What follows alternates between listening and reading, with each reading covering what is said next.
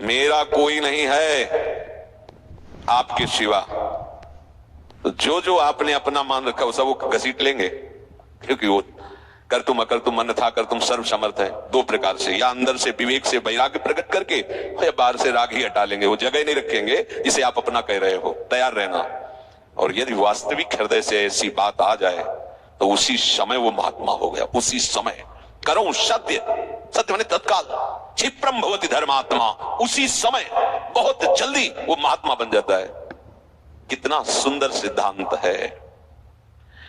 रहो न कबहू कतहू कछु मेरो अपनो काम।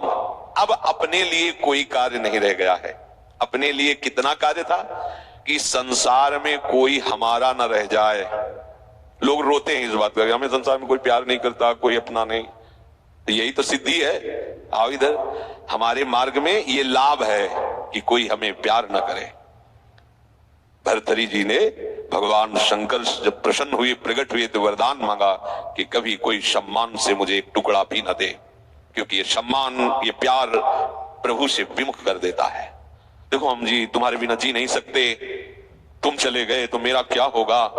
अब उसकी बात में ही समझो तुम्हें कितना प्यार कर रहा हो। क्या कह रहा है? तुम चले गए तो मेरा क्या होगा। ये प्यार है। क्या सोच रहा है वो? मेरा क्या होगा। बस पकड़ लो, कोई तुम्हारा नहीं। कोई तुम्हें जो बहुत प्यार करता हो उसकी बात सुनना, उसमें आप अगर विवेक जागृत है तो उसमें गंध मिलेगी केवल स्वार्थ की, केवल स्वार्थ की। कहीं किसी कोने में तुम्हें प्यार नहीं मिलेगा। पूरी प्यार की जो स्वांग भरी वृत्ति है उसमें केवल स्वार्थ नृत्य कर रहा होगा, केवल वासना नृत्य कर रही होगी, केवल कामना का तांडव होगा। बस विवेक से देखना, अगर विवेक नहीं तो सब फंसे हुए तो उसी में है। प्रभु कह रहे हैं कि जब साधक भगवत आश्रय नहीं लेता तो कहीं ना कहीं उसके हृदय में भोक्ताव करता भाव बना रहता है, अहंकार के कारण। फिर वो विषयों का चिंतन करता है। बहुत ध्यान देने योग्य बात है। विषयों का भोग तो बाद की बात है, हमारी दुर्गति का प्रधान कारण विषय चिंतन है। इसलिए भगवान ने कहा है कि जो मेरा चिंतन करता है निरंतर, उसके लिए मैं सुलभ हो जाता हूं। अनन्य चेता सततम यो माम स्मरति नित्यसः तस्याहं सुलभा पार्थ। मैं उसके लिए सुलभ हो जाता हूं। अब यहां ध्यान देना है कि विषय क्रिया नहीं हुई, लेकिन केवल चिंतन आपके हृदय को बर्बाद कर देगा। इसलिए कहा गया कि एक क्षण भी भगवत चिंतन छूटा तो हानि हो गई। ऐसे संस्कार गलत अंदर डाल देगा, वो चलाते रहेंगे। मन जो है ना ऐसी स्थिति पैदा कर देगा कि ये ज्ञान विज्ञान आपकी समझ में ही नहीं आएगा। ध्यायतु विषयान पुंसः। प्रभु का आश्रय ना लेने के कारण, प्रभु के परायण ना होने के कारण, निरंतर भगवत चिंतन ना होने के कारण जो अंतर होता है वो विषय चिंतन होता है। ध्यान देना। दीर्घकाल निरंतर सत्कार सेवितो दृढ़ भूमि।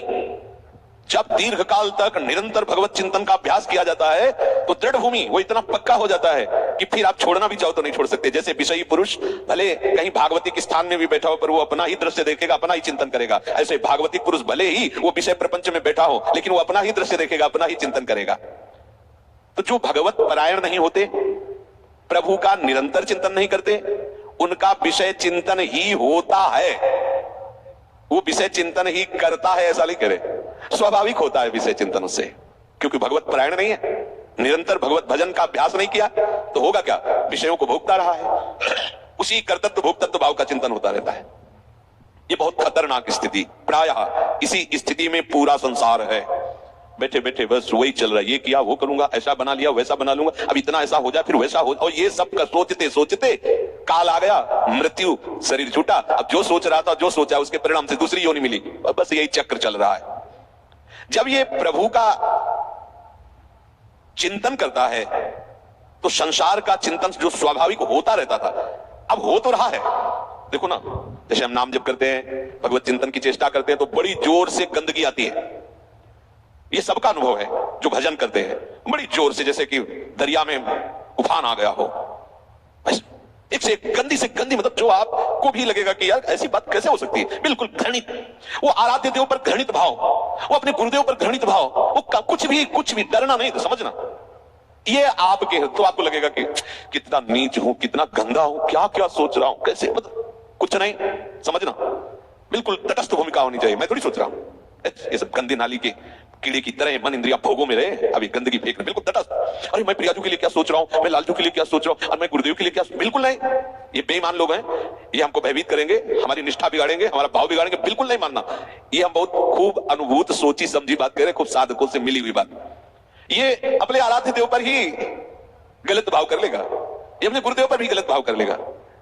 आपको डरना नहीं है, ये किसी भी तरह से आपको हटाना चाहता है।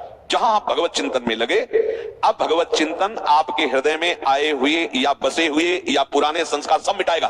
बिल्कुल आपको चिंता नहीं करनी, बस चलने दो, नाम कीर्तन, नाम जप, मंत्र जप, वाणी चिंतन, चलने दो, सेवा। ये जितनी गंदगी, चुप रहो, देखते रहो, उगने की जरूरत नहीं, खिन्न नहीं होना, ना हर्षित होना है। दोनों बात समझ, खिन्न हो गए तो वो टिक जाएगा, ऐसा क्यों नहीं है। उसमें गंदगी, जो धुलाई हो रही तो निकलेगी सब बाहर। शांत एकदम, बहुत गंभीर होना चाहिए उपासक इस स्थिति वाले को, एकदम